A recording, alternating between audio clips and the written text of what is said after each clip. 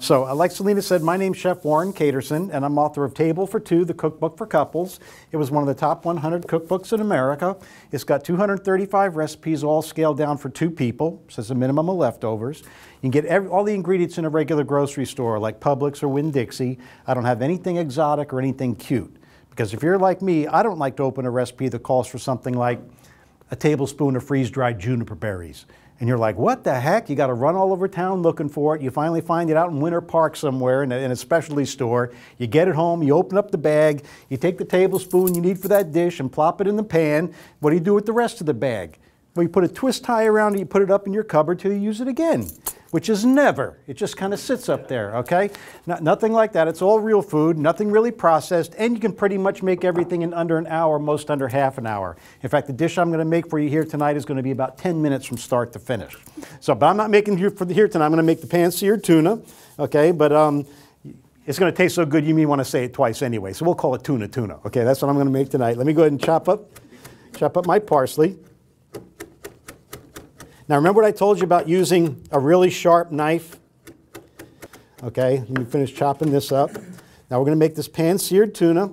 I've got tuna here I picked up on sale at the store. It was like $5.99. Heat my pan. The only thing I've got on is some cracked pepper. Okay, now we're going to cook this. We're really not going to use any salt. And I think as you taste it, you'll see that none is really going to be required. I'm going to start off with about a tablespoon of sesame seed oil.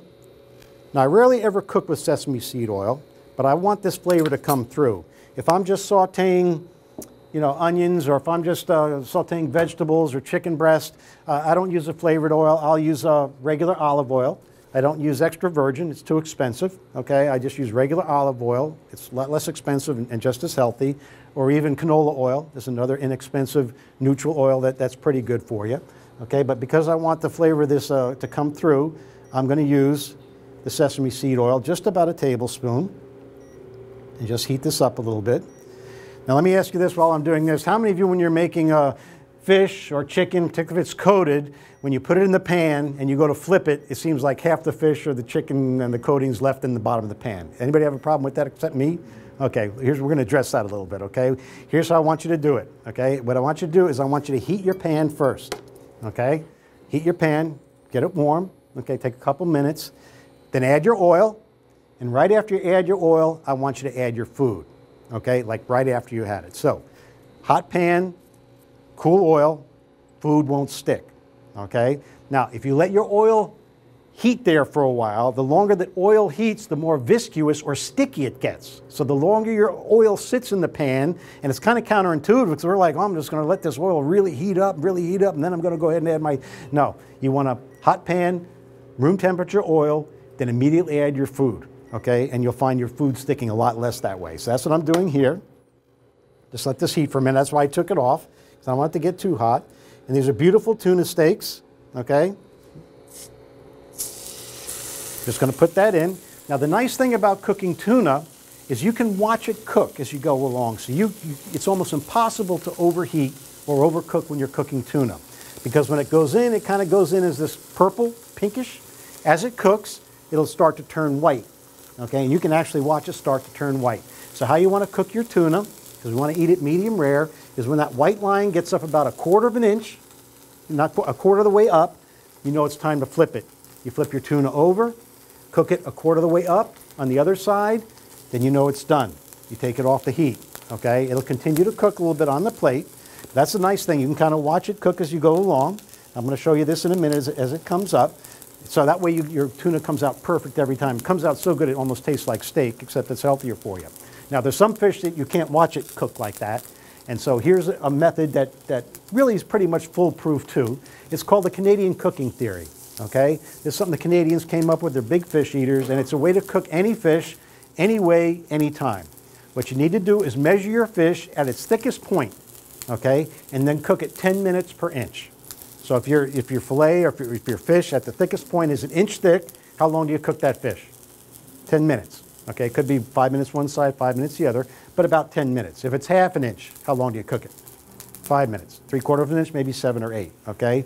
your fish will come out almost perfect every time if you use that theory, okay? Kind of play with it a little bit, but I think you'll be very pleased with the results. Now let me pick this up for a minute here.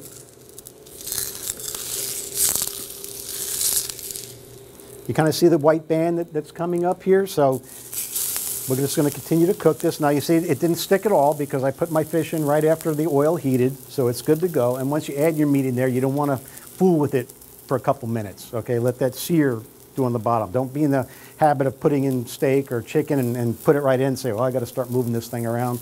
You want to let it develop that sear on the bottom of it, and then it won't stick as much. Now this is a new cooktop here.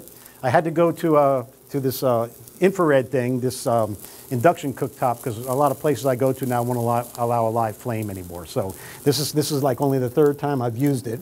So I'm getting used to how long it cooks, but we're getting there. See, it's coming about a quarter of the way. So I'm going to go ahead and flip it over and cook it about a quarter of the way on the other side. You smell this yet? It smells pretty good, doesn't it? So our fish is just getting about done here. Now this is nice because it is about under 10 minutes from start to finish. We're only cooking it about 3 minutes per side. I'm doing a little bit longer here because I'm flapping my jaws. I'm going to go ahead and take it off and cover it because, like I said, it will continue to cook. And now I'm going to add about a tablespoon of soy sauce. The reason I don't use salt is because the soy sauce has salt in it. It's going to steam a little bit. Okay? And now I'm going to add about 1/4 cup of sherry. Again, it doesn't have to be expensive, but it has to be drinkable. It's going to steam too.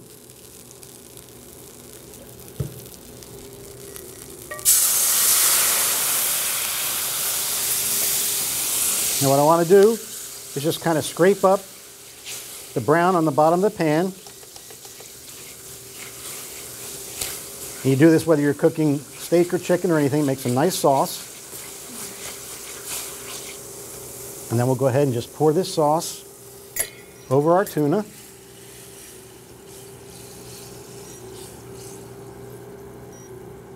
That makes for a very nice presentation. Maybe put just a little parsley on it to give it some color. You can also use chopped chives. Again, you want to kind of do it from up high to kind of let it spread out a little bit. And here we have pan-seared tuna, under 10 minutes from start to finish.